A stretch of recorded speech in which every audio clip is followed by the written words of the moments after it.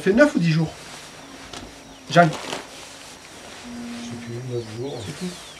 Un peu plus. Hein. Ouais, alors, Pas qu'on fasse attends. ça. On est parti le samedi de Santa Cruz et on a eu à peu près 800-900 bornes de piste avec le 4x4. Bon, on va la suivante, prendre celle d'après. Qui doit être... Ça va à Ayacucho. C'est plié logiquement. C'est tout droit et légèrement sur la droite. Nous laissons derrière nous Santa Cruz de la Sierra, capitale économique de la Bolivie située à 400 mètres d'altitude, en bordure du bassin amazonien. La mégalopole grouillante est le nouvel Eldorado, le poumon économique du pays. C'est la terre d'élection de nombreux aventuriers, exploitants pétroliers, magnats de l'agroalimentaire, trafiquants de drogue et chercheurs en tout genre.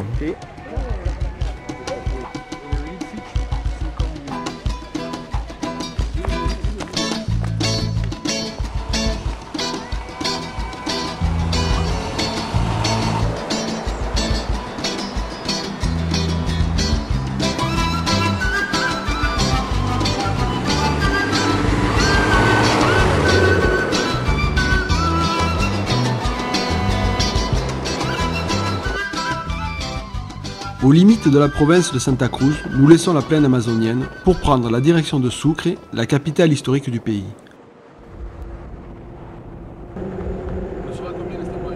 La route s'élève sur les contreforts de la cordillère des Andes, au cœur d'une végétation luxuriante. Très vite, le bitume laisse la place à une piste boueuse qui traverse de nombreux villages indiens typiques de cette région tropicale.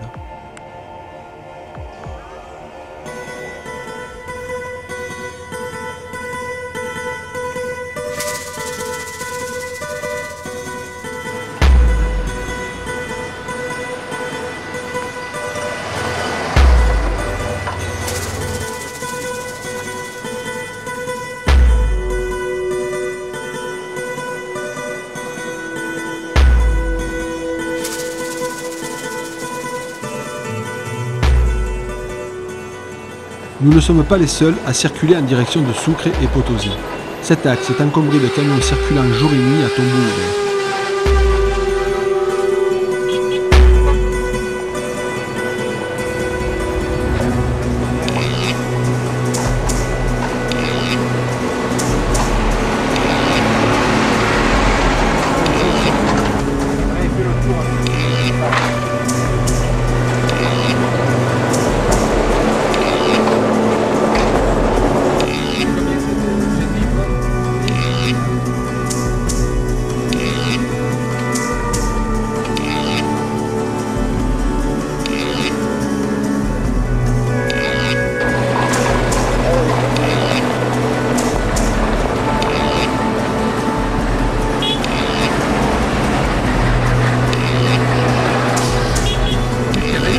Et on est avec un citerne renversé. Et la citerne pliée et on passait juste avec le 4x4. Ça c'est boule là.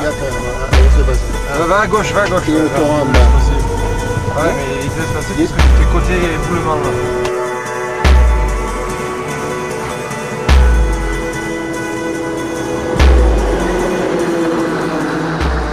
Après 15 heures de piste, nous retrouvons enfin le goudron au petit jour.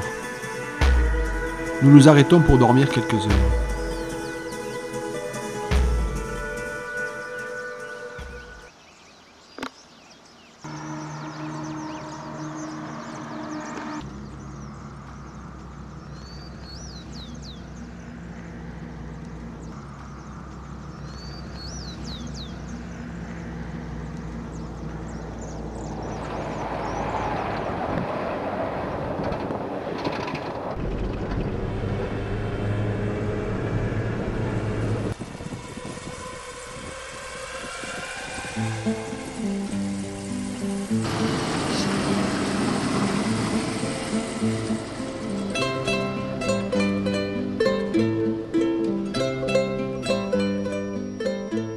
Au terme de ces 2 jours de voyage, nous laissons derrière nous la ville de Potosí.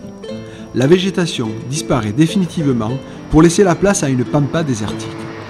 Nous sommes déjà à 4000 mètres d'altitude dans la cordillère de la Chichas en direction de Uyuni.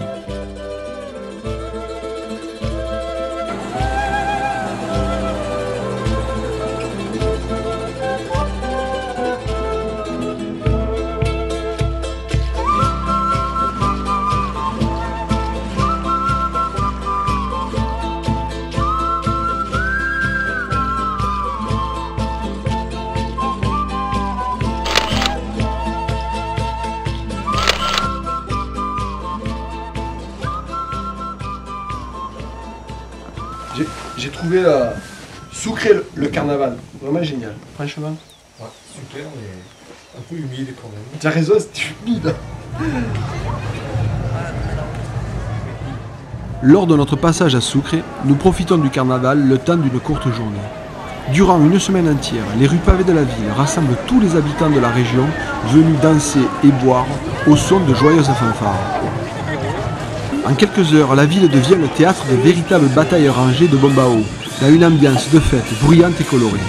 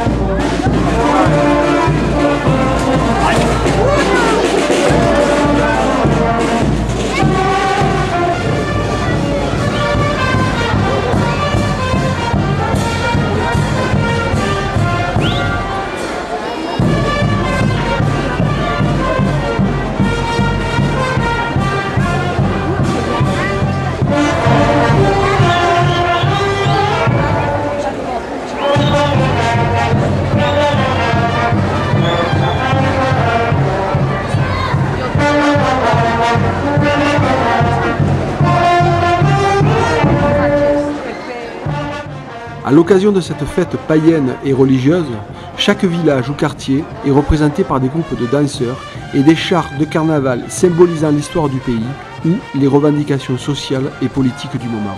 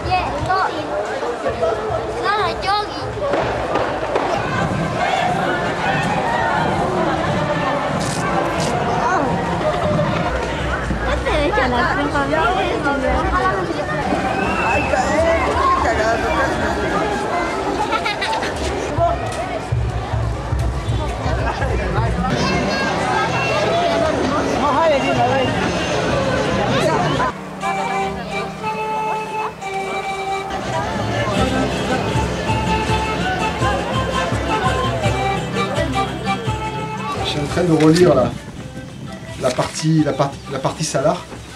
Je pense que Cri l'a échappé belle à partir de là, comme ça, on aurait pu tous se perdre. Non? Ouais.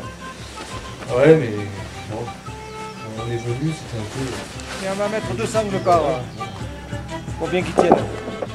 C'est qu'il y a une place là, regarde. Chinois, il y aurait quel citron? Tiens, regarde.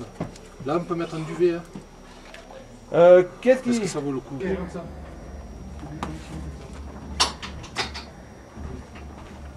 Bon, il y a moyen de mettre un tapis de sol là, si tu veux. Pas définitif. Alors, on est pratiquement prêt à partir. Il Il a fallu prévoir à peu près Il faut les réussir. 180 litres d'essence supplémentaire, plus 100 litres dans le véhicule qui consomme à peu près 20-25 litres. On a 140 litres d'eau potable dans le véhicule et 4 x 20, 80 litres d'eau cuisine et hygiène sur le véhicule. Donc au final, on embarque plus de liquide que d'accessoires. Là, on va attaquer le Salar d'Uyuni. On a à peu près 2 jours de désert de Seine. C'est la surface la plus grande et la plus plane de la planète et la plus haute surtout. On est à 3007 à peu près, à 3600 et quelques. Après nos premiers 30 km de VTT, nous sommes informés que l'entrée du Salar d'Uyuni est recouverte de 50 cm d'eau. Nous franchissons les premiers kilomètres sur la plateforme d'un vieux pick-up avant de pouvoir marquer la surface salée de nos pneus à crampons.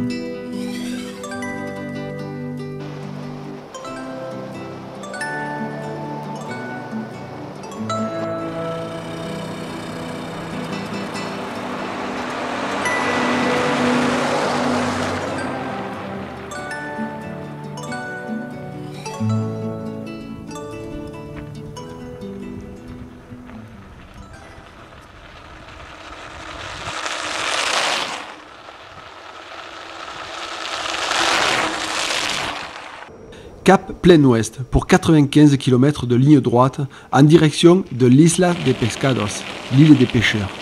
Francis, qui a perdu son sac de voyage entre deux aéroports, s'engage sur le Salar sans casque avec mon cuissard, les gants de Jean-Yves et le t-shirt de Christian.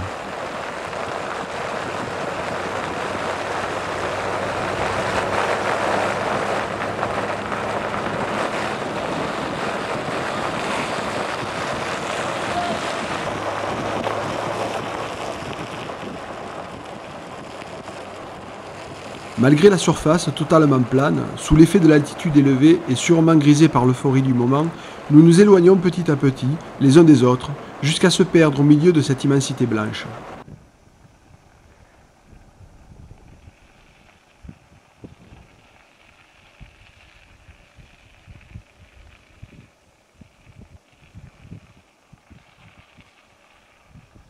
Christian, au volant du 4x4, mettra plusieurs heures à nous rassembler juste avant la tombée de la nuit. La perspective d'errer seul, fatigué et sans équipement une nuit entière sur le Salar avec une température inférieure à 0 degré nous rappelle la mesure du risque encouru dans un environnement trompeur par sa beauté. Tous les ans, ce désert fait payer le prix de l'aventure à des voyageurs imprudents.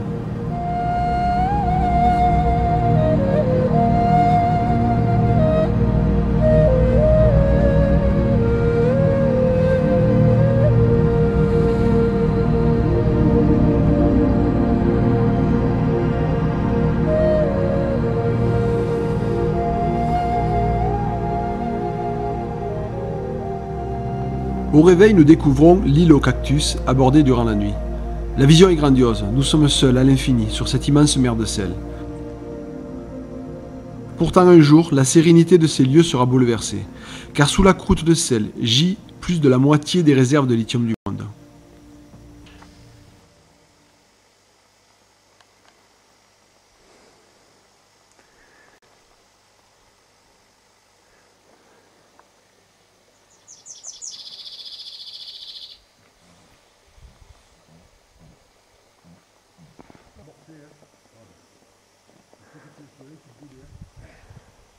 Bon, regarde, donc la piste effectivement elle partait.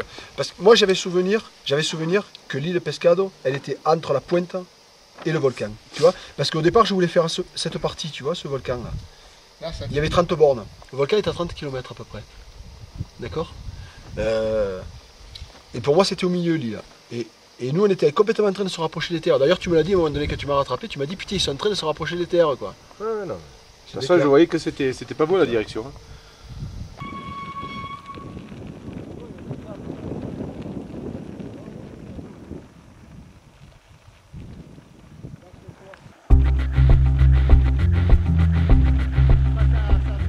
L'expérience de la veille nous a servi de leçon, et tout naturellement, aujourd'hui, nous roulerons groupés.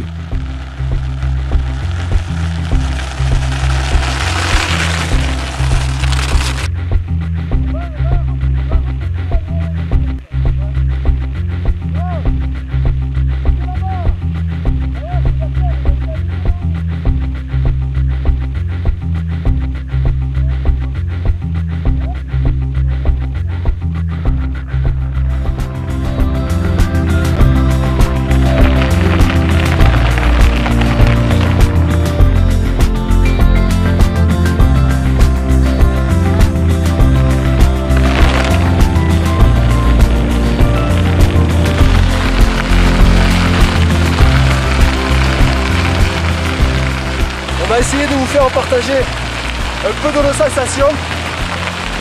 On est à 3650 mètres d'altitude. C'est pour ça que le souffle est un peu court. Nous sommes sur le Salar de Uyuni, la surface plane, la plus haute et la plus grande du monde. Environ la grandeur de 2 départements français. Et le bruit que vous entendez, c'est le craquement des pneus sur le sel.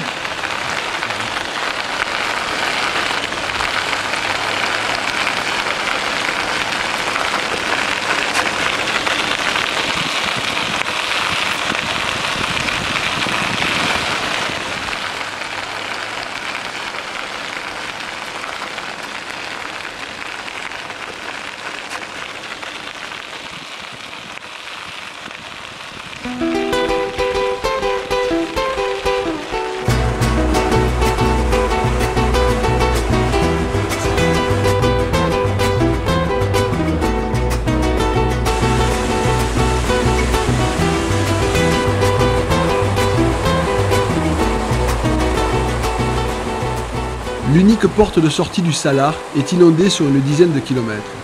Nous nous accrochons tant bien que mal sur le toit du 4x4 qui se transforme pour l'occasion en véritable navire dans ce lagon surréaliste.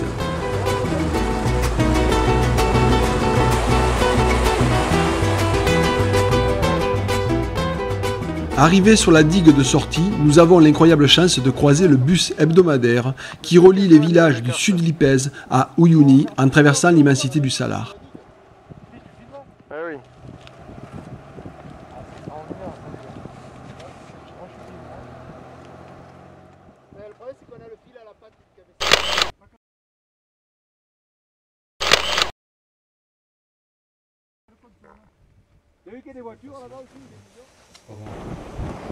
En relisant mon carnet de voyage, je revois notre arrivée dans le village de Kolchaka, en pleine festivité de carnaval.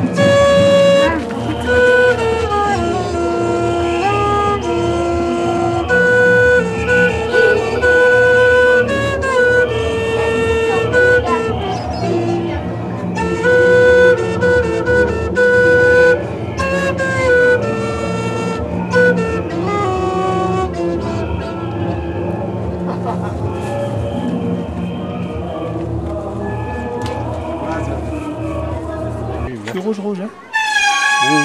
Franck, c'est violet quoi. Là, je me suis mis ce matin. Mais j'ai mis qu'une fois, peut-être j'aurais dû en remettre un coup. Je vais mettre un coup de biafine. Je sais pas s'il y en a à portée de main. Moi, je veux savoir qu'une chose. Est-ce qu'on repart?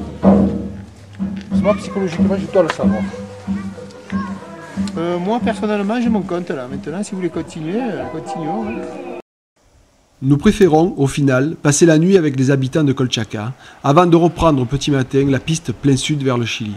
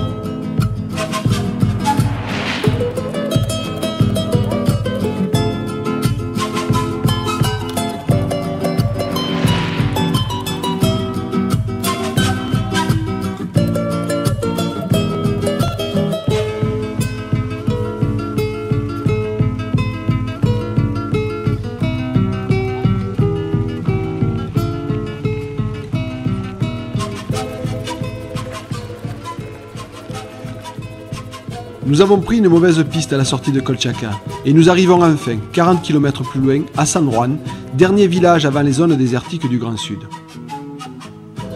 Au loin se dresse fièrement notre prochaine destination, le volcan de Chiguana.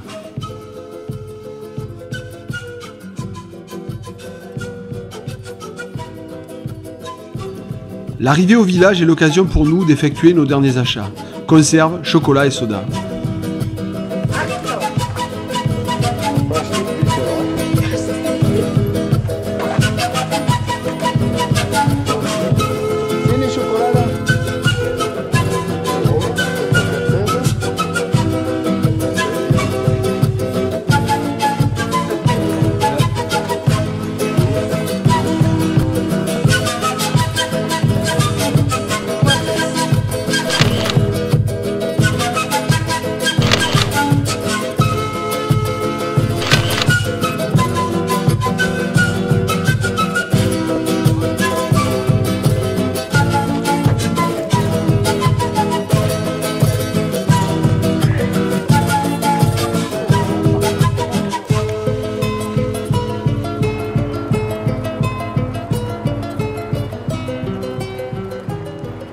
À la sortie du village, la piste bifurque vers l'ouest avant de s'élargir sur le salar de Chiguana. Au loin se dessine l'Olagüe, volcan actif, couvert de neige, à cheval sur la frontière boliviano-chilienne. L'impression de la journée. Ça cogne, il fait chaud. Il y a du vent de face. Et il fait chaud. Il fait chaud. C'est pénible. C'est pas tellement la température, c'est le feu du soleil. Le problème, c'est qu'on est en altitude et que le soleil il brûle plus. On grille, même si c'est pas très chaud.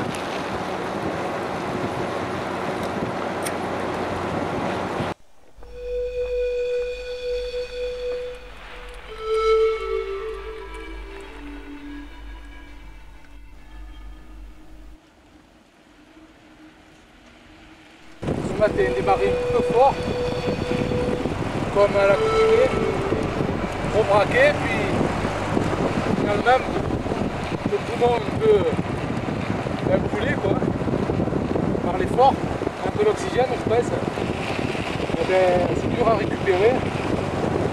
C'est vrai qu'après tu le payes quoi. Cash. Bon là ça commence à revenir. Ça va quoi. C'est une 4-4.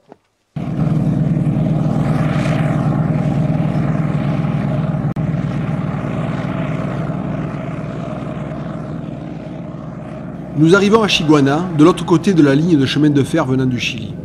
Ce lieu perdu se résume à un simple poste de contrôle militaire où nous nous renseignons sur l'état de la piste des lagunes. Ah, sí. Desde esquina más sale la pampa. De salarse de día arriba. Ah, bien, il y a une piste qui va. No va el camino directo. Es que no. A l'izquierda. Se gira así. Izquierda, Laguna et Yonda. Mal aux jambes ce soir. Vraiment, on était à 4002. 4002, 4003 et encore on est descendu parce qu'on est parti de 4009, 4008. Ben écoute, il fait 3 degrés dans la tente. Ça veut dire que dans 2 heures, ben on a moins 3, moins 4 encore, hein, avec les glaçons. Voilà. Francis, il va se geler là.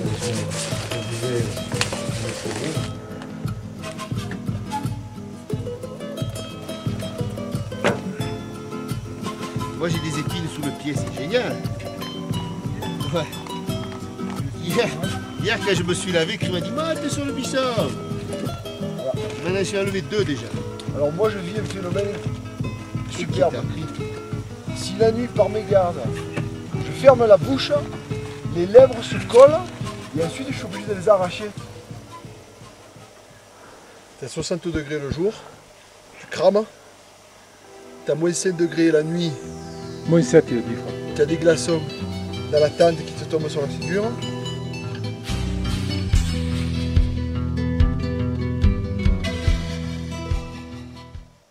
Après avoir grimpé vers des hautes terres toujours plus sauvages et une nuit difficile à 4300 mètres d'altitude, nous poursuivons notre périple au pied des volcans, sur la piste de tôle ondulée qui nous rapproche des lagunes.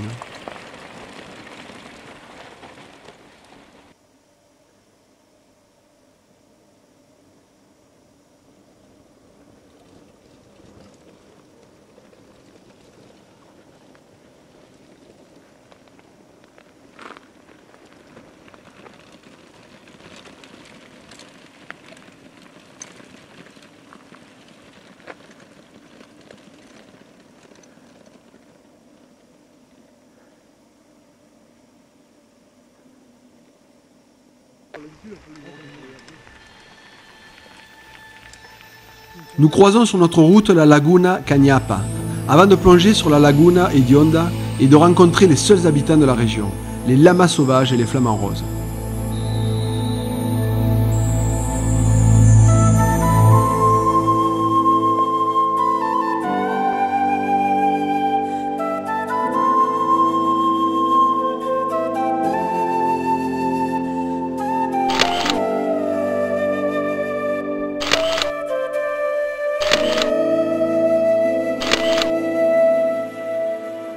Les vastes étendues de l'extrême sud bolivien comptent de nombreuses lagunas de différentes couleurs. Ces lacs fascinants, riches en minéraux, sont le site de prédilection de nombreux flamants roses. Les rives sont bordées de dépôts d'un blanc étincelant, mêlant sodium, magnésium, borax et gypse.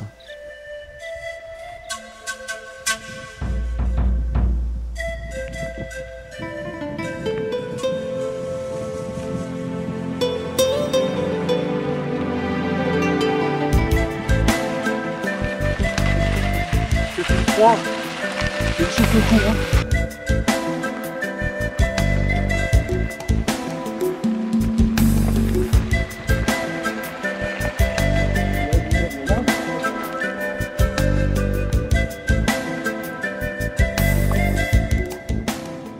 Nous laissons derrière nous la lagune Honda et entamons une longue ascension sur une piste difficile et sablonneuse.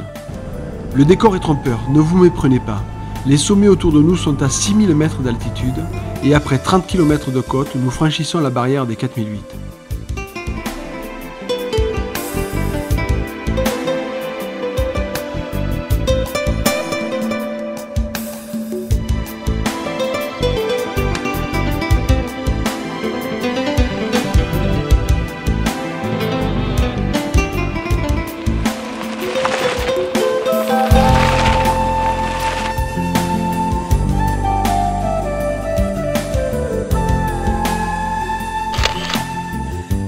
En descendant vers la lagune Colorada, nous traversons le désert de Silovy et croisons l'arbre de pierre dressé au milieu de terres dénudées, comme une œuvre de Salvador Dalí.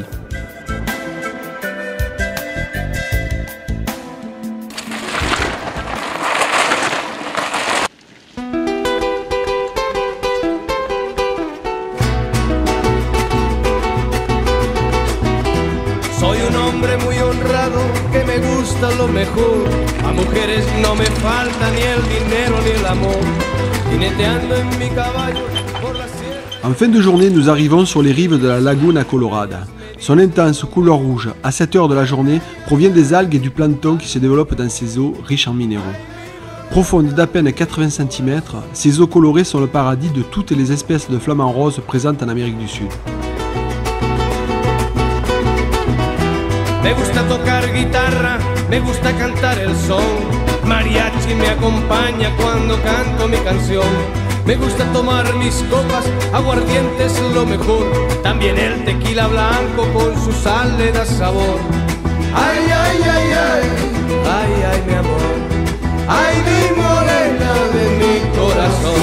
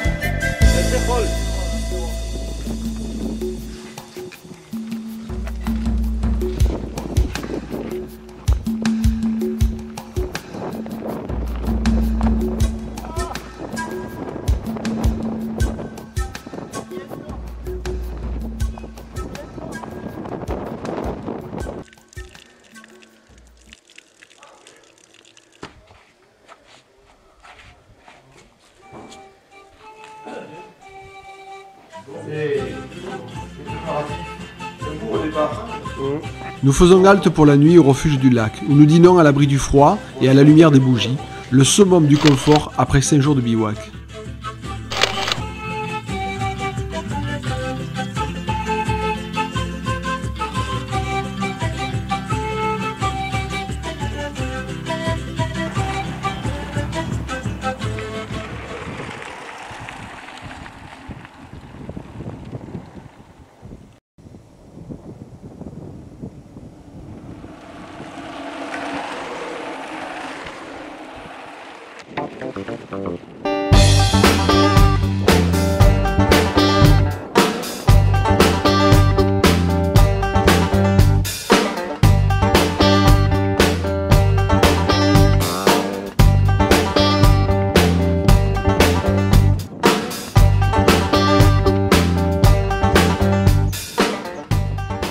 Sur la piste du retour, nous traversons le cimetière de locomotives à vapeur du Uyuni.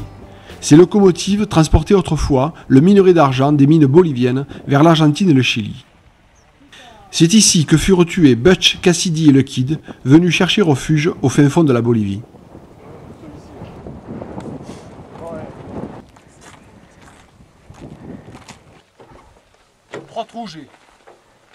Eh ben dis donc. Après notre quart d'heure de mécanique quotidien, nous laissons définitivement les salars et les lagunes derrière nous. Changement de décor. Nous prenons l'ancienne route de l'Argent qui traverse la cordillère et ses nombreux troupeaux de lamas en direction des mines de Potosi.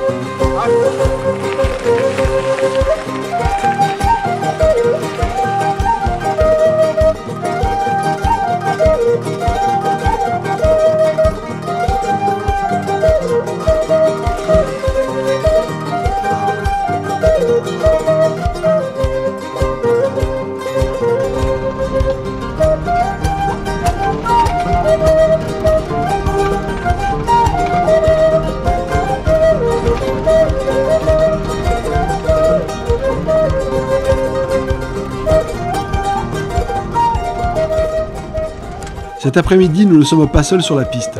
Nous la partageons avec des cyclistes boliviens qui rentrent dans leur village. C'est l'occasion d'un sprint franco-bolivien amical et joyeux.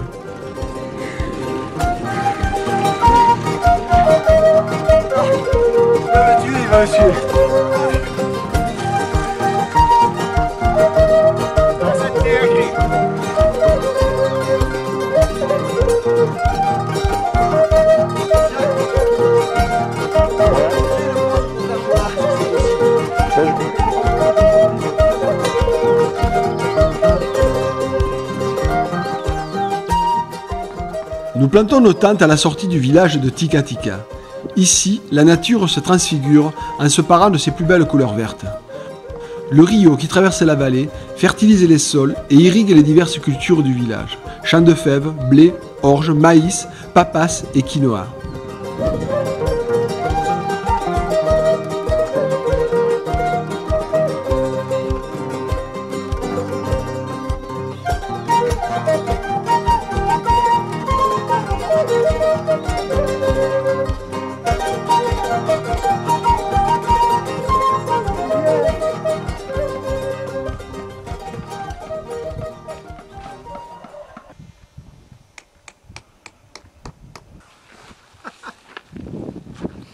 Tu vas bien dormir. C'est une bonne idée.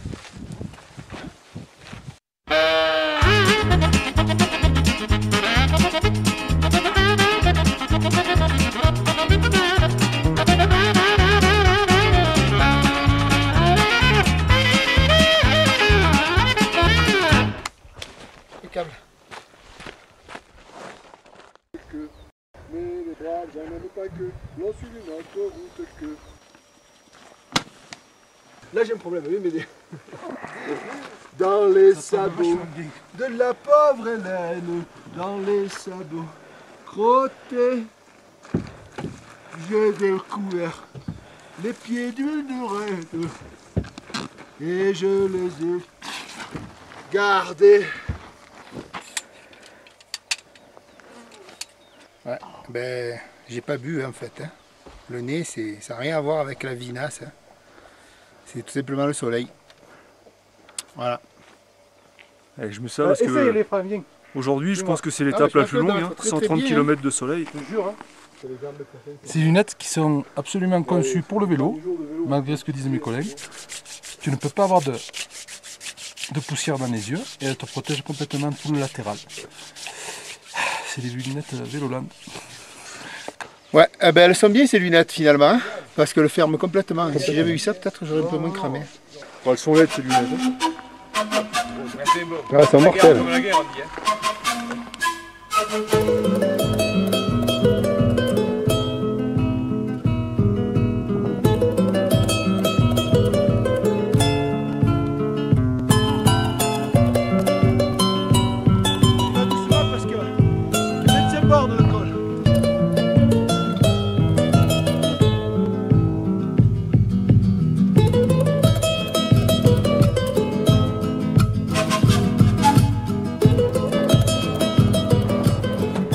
Qu'est-ce qui se passe les mecs là?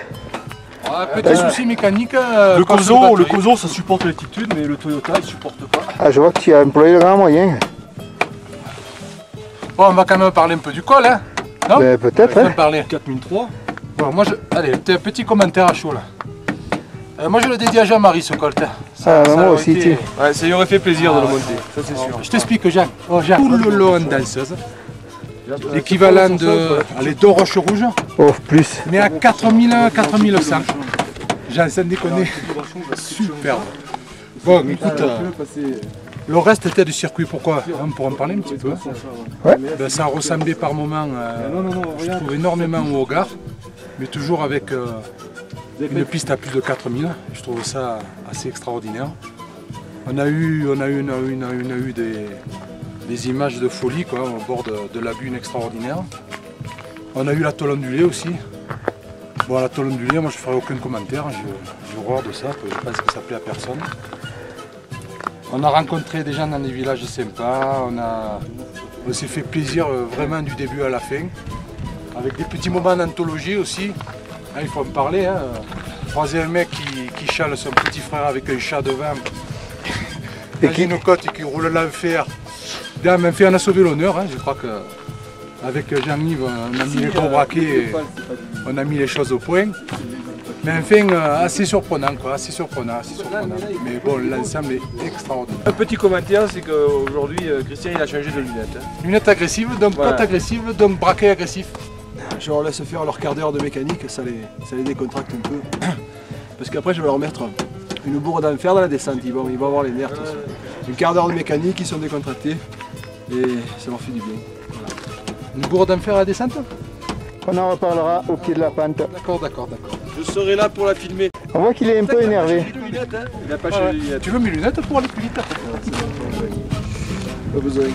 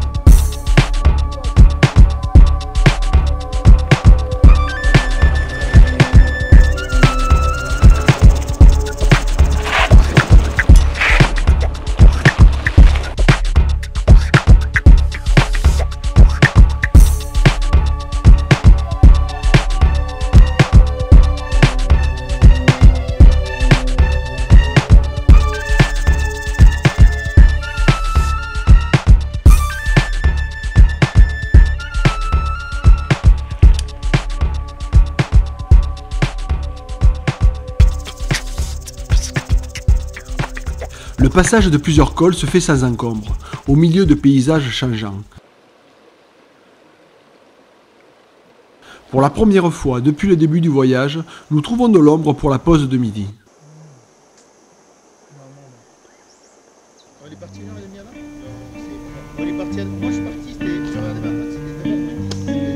partie, c'était 9h30.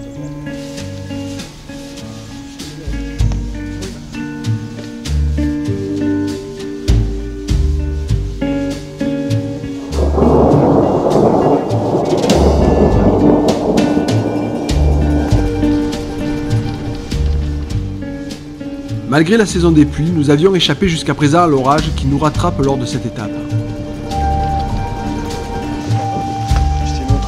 On transpire, c'est fou. Ouais, non, tu es plus trappé par le kawaii que par la pluie si tu l'avais pas, quoi. C'est comme dans les tentes, ça. Ah, écoute, je vais frapper pour frapper. Hop.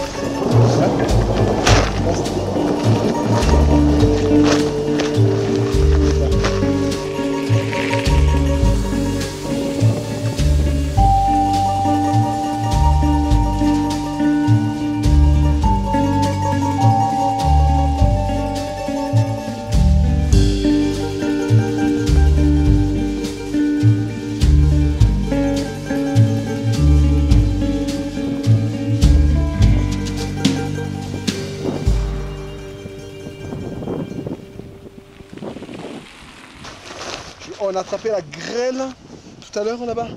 Ouais, Jacques, t'as vu? Oh, ça ricochait sur le casque. Tu les as vus les autres? Tu les as vus? C'est dans quel état? Non, ça va, tranquille. Francis est bien, il est en forme, il pédale à son rythme. Nos derniers kilomètres de vélo nous font découvrir de nouveaux paysages fantastiques, comme ce canyon verdoyant en plein cœur du désert, paradis de nos compagnons d'aventure, les lamas.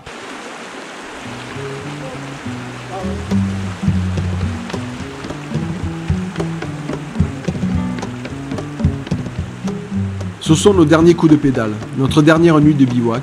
Demain, nous arrivons à Potosi.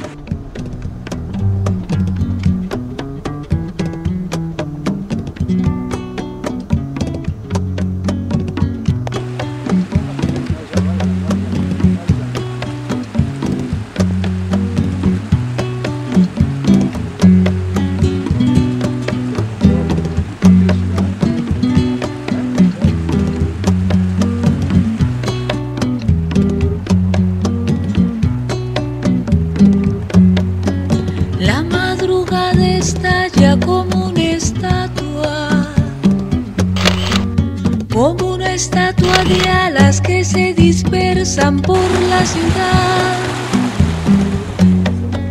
Y el mediodía canta campana de agua.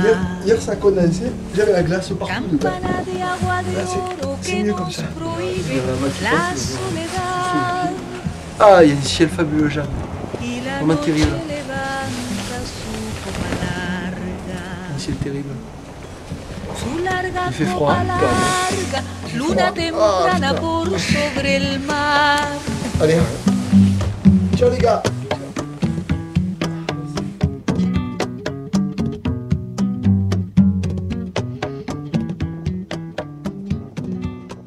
Potosi, à 4000 mètres d'altitude, la ville la plus haute du monde, créée en 1545 par les conquistadors, fut pendant 3 siècles la réserve d'argent qui alimentera toute l'Europe grâce aux mines du Cerro Rico, la colline riche.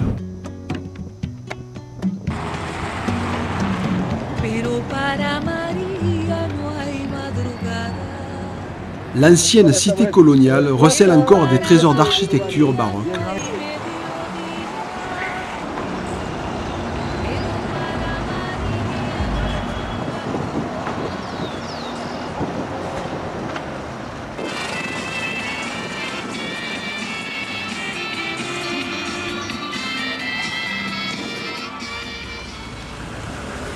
On raconte que les mines de Potosi ont produit suffisamment de minerais pour construire un pont d'argent entre la Bolivie et l'Espagne. Pour extraire ces 40 000 tonnes d'argent, 6 millions d'esclaves africains et indiens moururent dans des conditions terribles. Alors, on ne pouvait pas aller à Potosi sans passer par les mines d'argent de Potosi. Le lien avec Gardanne, la mine. Alors donc là on va descendre au fond d'une mine assez rustique. On a fait quelques achats. On a acheté un peu de dynamite. On a une dizaine de bâtons de dynamite, des mèches, des détonateurs pour les mineurs. On est actuellement à 4350.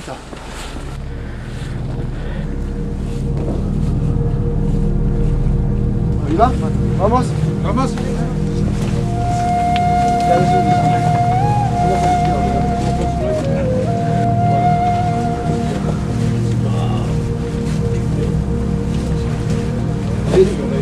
Cuidado sur la cabeza. Attention à la cabeza. C'est pas fait pour les 1m97.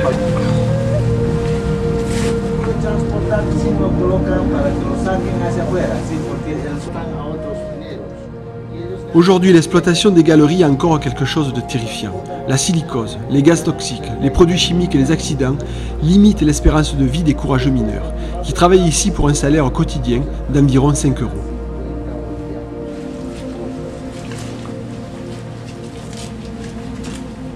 Mira acá una manito, acá y ahí. On est à 4300 mètres d'altitude, ça fait un quart d'heure qu'on marche dans les galeries, il n'y a pas de ventilation. C'est des 120 mètres à peu près l'échelle en bois là. Allez, vas-y. C'est hyper glissant, faites gaffe. Hein. Putain, ça glisse, je te jure, pour de bon. Chaque galerie est gérée en coopérative ouvrière. Près de 6000 mineurs survivent en creusant 10 heures par jour au marteau et à la barre à mine, à la recherche du filon de plomb, d'étain, de zinc, de cuivre ou d'argent. Pour résister à ces conditions de chaleur et de poussière, les mineurs mâchent des feuilles de coca aux vertus stimulantes.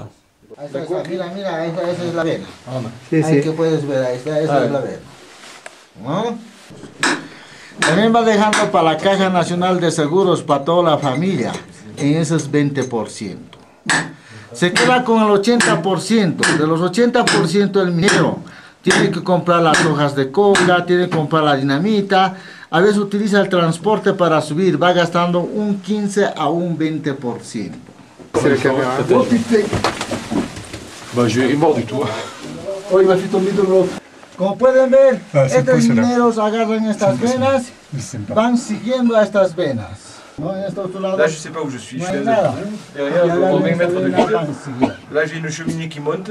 Bueno, Apparemment, il y a acá des gens qui el creusent suelo avant. se llama C'est- Don Quema, Voilà, le gars, il a une barre à mine. Il est en train de faire un trou à la barre à mine. Quoi. Et, ce qui s'est passé nous dans nos mines il y a 90 ans. Non, maintenant. On va descendre, on va redescendre. Chez nous, on appelle ça des trous à rats. Putain. Attention les pierres, hein. Ouais, c'est très instable, ça glisse. Bonjour les conditions.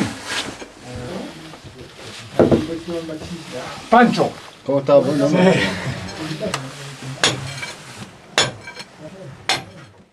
Il est d'usage de porter aux mineurs des produits de première nécessité, luxe qu'ils peuvent rarement s'offrir avec leurs maigres revenus. C'est l'occasion de leur donner les sachets de coca, les bâtons de dynamite, les mèches et détonateurs achetés au marché du village minier. Buona suerte. Où je vais là? Descends, je vais t'aider. Attention aux pierres là, que tu as bougé, Franck. Ah, mais c'est Fais-les bon. tomber. Je comprends que le port du casque il est plus que recommandé. Oh putain, j'ai frappé la tête. 4003, on est monté les mecs. Hein. 4003 sous la terre. Ouais, on était à 4275. Il faut le faire quand même. On est monté de 25. ¿Dónde estás? Ven a ver. Aquí abajo nomás todavía estoy. Ahora vamos a ver quién es ese amigo, el Indiana Jones. Indiana Jones c'est... Ah oui, oui, c'est l'Indiana Jones, c'est parce qu'on a une corde à nœud qu'il faut monter sur... 300 mètres. Non, pas 300 mètres, mais 20 mètres. On est là. Je sais que je tombe... Putain, alors la corde, elle est glisse, je te dis pas quoi. Beaucoup d'Indiana. Je vois rien avec ça. Oh. Remarquez que je dis plus rien. Ça déconne. S'il lâche, il se tue. Cri, tu vas arriver à 4004 là, je passe en d'accord.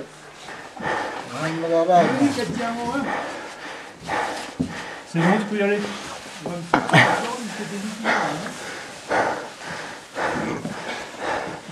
Allez, Franck. Tu es le dernier, hein. Vas-y, hein. Dérape, hein. Ouais. Bon, moi j'ai soufflé. Hein. Ouais, moi, à l'arrivée, j'étais mort. J'avais plus resté. Francis, il n'y a pas d'ambulance. Pas de soucis. Lâche-moi la corde. Non, tiens toujours la corde, Francis. Attends, je m'en prie, c'est lampe. Écoutez le souffle. Ouais, C'est bon. c'est bon. Ouais, c'est abominable. Allez, sors, que tu glisses pas là en attendant. Là. Sors de là. Attends, je suis calé là. Ouais, sors de là. Si ça passe, je veux respirer plus cher. C'est infernal quoi. C'est dur, hein? Ah putain, il souffle comme un bœuf, moi. Bah, moi aussi, hein.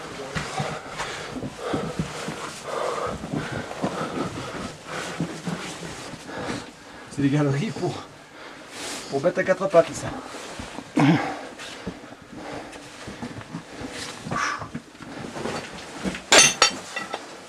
Esta es la vena, mira. ¿Dónde la? Esta es la vena. Carnaval de Tentación. Nitrato de amonio. Como pueden ver, este es un cartucho. Esto sirve para multiplicar. Como pueden ver, ahí va poniendo el nitrato de amonio. Nous assistons à la préparation méticuleuse du dynamitage d'un plafond de galerie. C'est là qu'il y a les accidents de vie. Non, le bruit du métal. C'est rien.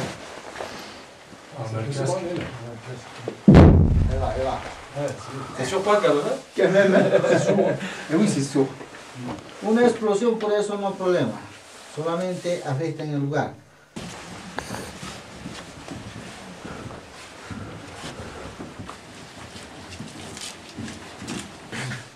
Il y a le jour là-bas, regarde au fond. Qu'est-ce qui fume? Non, fumar. Avant de quitter la mine, nous rendons visite à El Tío, le diable protecteur, maître incontesté des profondeurs. Le vendredi soir, les mineurs offrent à cette statue de céramique au cœur d'argent des feuilles de coca, des cigarettes allumées qu'il glisse dans sa bouche et de l'alcool qui verse à ses pieds. Contribution symbolique en échange de sa protection. Comme dans beaucoup de cérémonies boliviennes, ils mâchent la coca et s'enivrent, rituel qui permet d'oublier un moment les dures conditions de vie.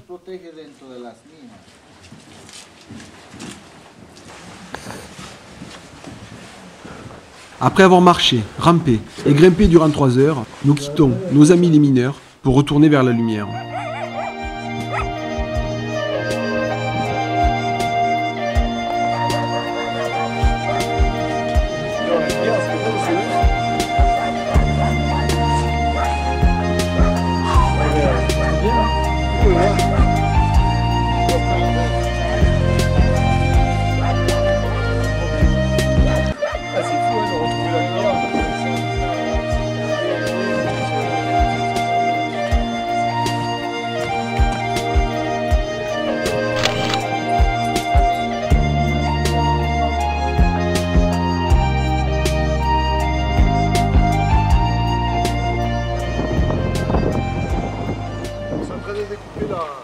La route, comment ça s'appelle le chantier, donc ils ont fermé jusqu'à 19h ce soir. Le gars il ne peut pas prendre sur lui l'autorisation de laisser passer. Alors, il a dit que si on voulait, on prenait les vélos, on allait au bureau qui se trouve à je ne sais pas combien de kilomètres pour demander l'autorisation. Ouais, à 5 km d'ici, un vélo pour demander l'autorisation. Et il faut revenir après? Et tu revenir avec l'autorisation. Allez, il avait envie de faire le vélo. C'est vrai? L'ingénieur est au bureau à 5 km d'ici. Il veut pas nous laisser. Le retour sur Santa Cruz, qui devait durer une quinzaine d'heures, sera plus long que prévu. Un chantier sur un maigre tronçon bétonné de l'unique piste nous bloquera une après-midi entière, en compagnie de nombreux Boliviens. Cette pause imprévue nous permet une dernière fois de vivre des moments conviviaux avec ces Américains du Sud, toujours souriants et chaleureux. Comment? Belsi. Chi studia a scuola? Matematica. Storia del país, la colonización, toda la historia. Non rapidamente, non insieme le sac. Bolivia, Francia, España, la Sierra, y todo,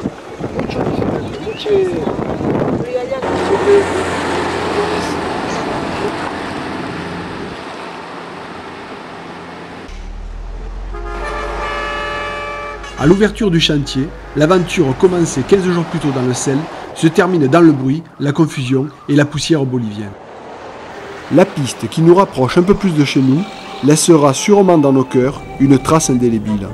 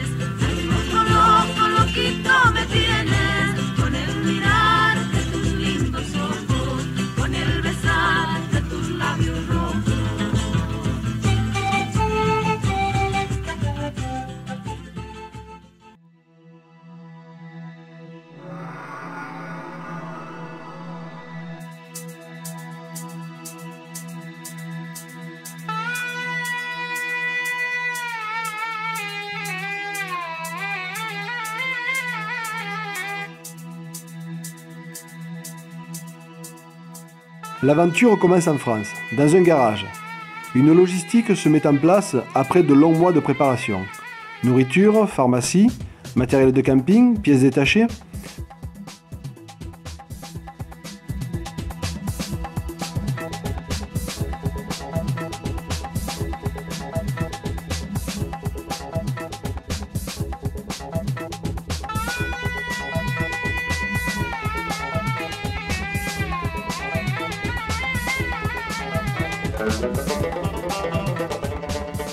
Nous quittons Tamanrasset, carrefour du désert, à plus de 1400 mètres d'altitude. C'est ici que survivent les Touaregs du Hogar.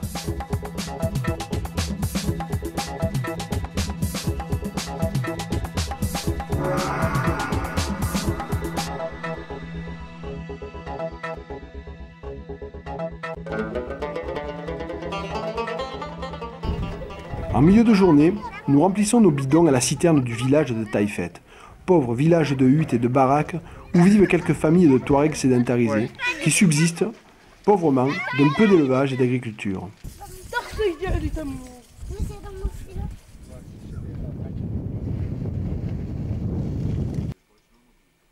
Bivouac au col d'Azrou, à 2300 mètres d'altitude.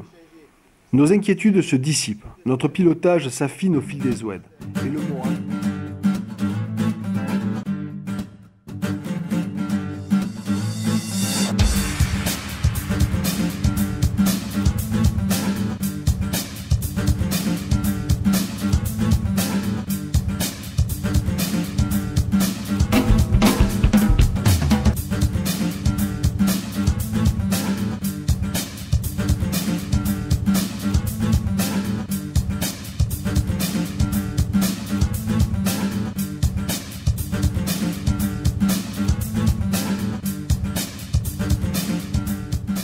La piste qui descend du refuge de la Sécrème, où nous avons fait halte à midi, passe au pied du sommet de la Saouinane et des Tézoulés nord et sud.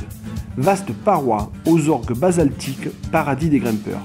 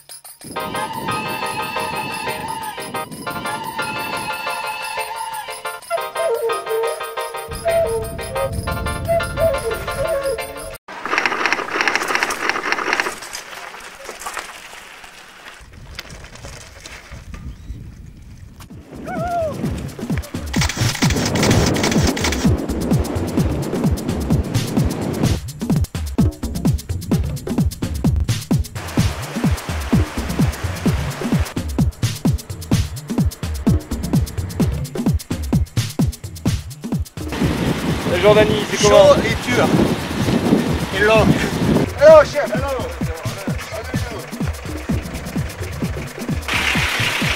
Jordan Travel.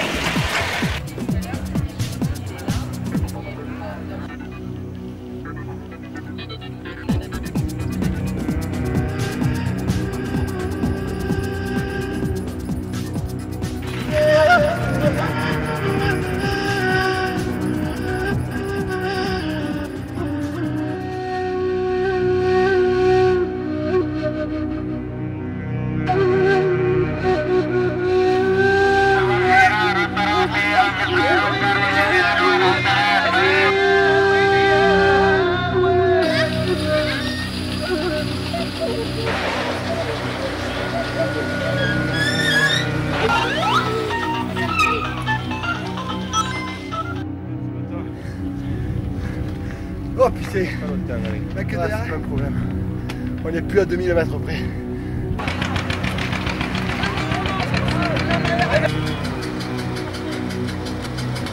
Video, ça va. C'est bien.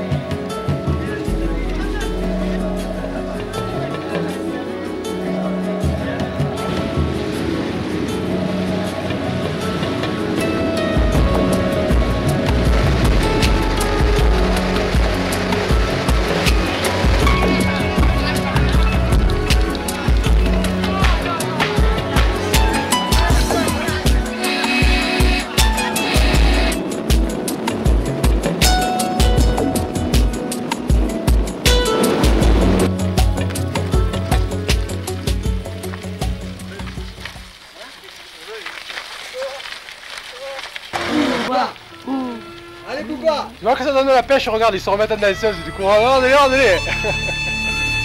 Allez Bouba!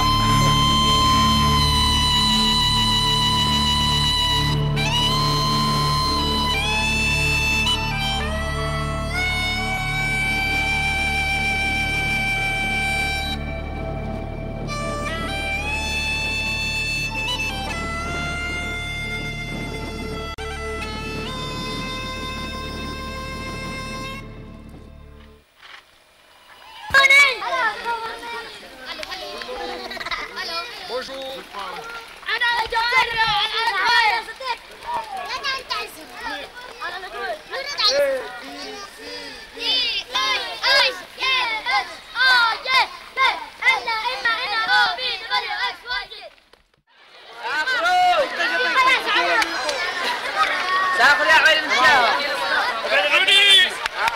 Allez,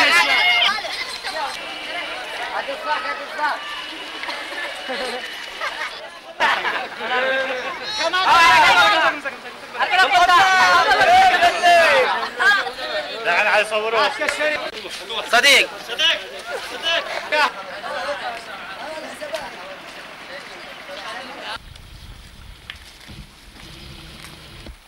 Alors, qu'est-ce que t'en penses de cette montée? Mais la plus belle récompense est sous tes yeux, puis faut te maser en plein. Franchement, tu sors d'une côte, il y en a une autre, encore plus dure, encore plus forte. Ça glisse, tu es seul. C'est superbe. Superbe.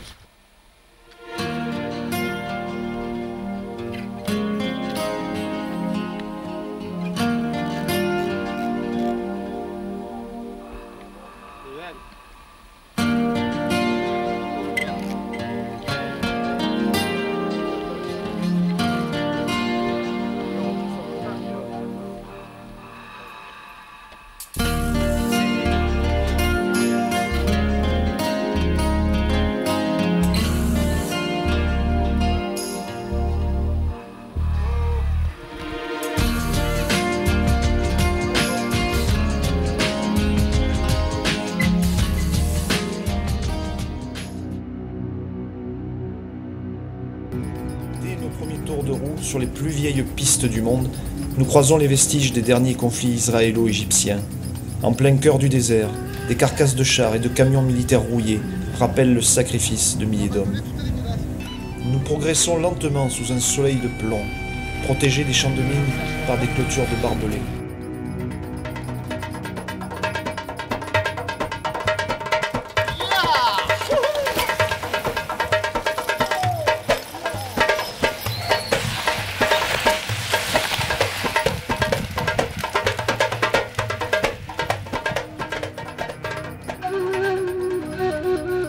Aujourd'hui, journée difficile, grosse chaleur et sable profond au menu. Nous sommes trop engagés dans le canyon. Nous décidons alors de continuer, malgré leurs conseils. On vous explique que le 4x4 ne peut pas passer, là par contre on peut passer à vélo à l'important.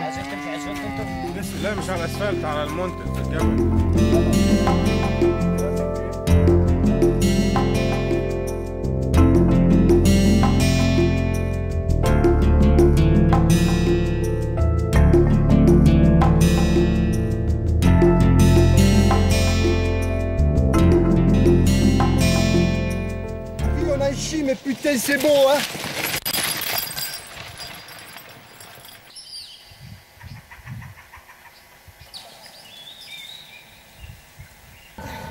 Dans cette région où hier encore résonnaient les fracas de la guerre, l'armée est toujours présente jusqu'aux endroits les plus reculés. 8e jour, on est bloqué à un poste militaire depuis 1 heure, c'est le 2e depuis hier, on est dans le Wadi Zagreb, à environ 50 km du sommet du mont Sainte-Catherine. On a eu les autorisations, on va partir.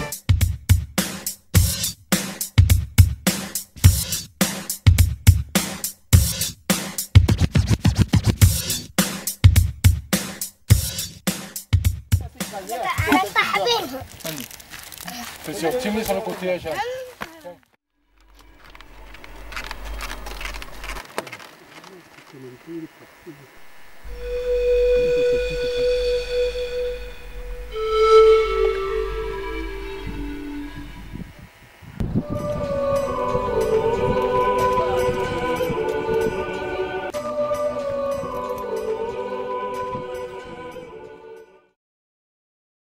C'est sur les contreforts de la Sierra da Plao et sous la pluie que nous donnons le premier coup de pédale. Nous devons atteindre la vallée des volcans en passant par un col à plus de 4000 mètres. Pendant la nuit, un tremblement de terre et des pluies torrentielles ont provoqué des éboulements. Les habitants de Tagre nous informent que les autorités ont interdit l'accès aux vallées sinistrées.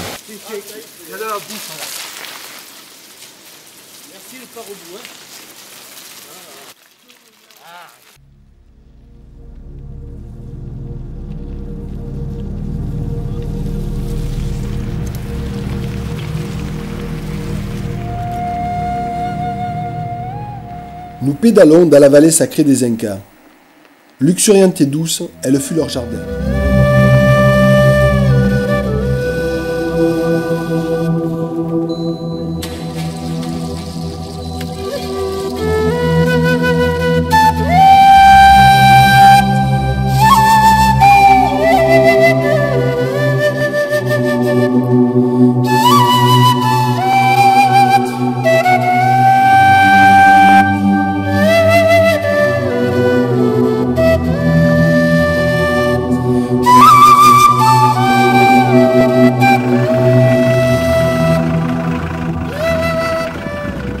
Alors ce matin on est parti de la presqu'île du lac de Titicaca. On a traversé une plaine vachement fertile avec plein d'animaux, ça sentait bon la campagne, des gens sympas qui nous disaient bonjour.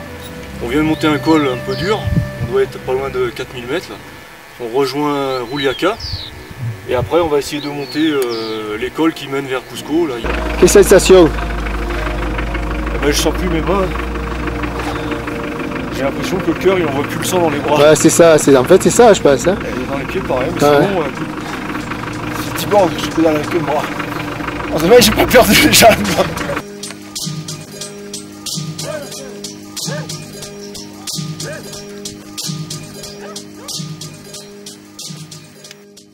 On est à 5000, on l'a fait. Moi j'ai eu une petite faiblesse au début de la côte. Quelques vertiges. bourdonnement d'oreilles et tout.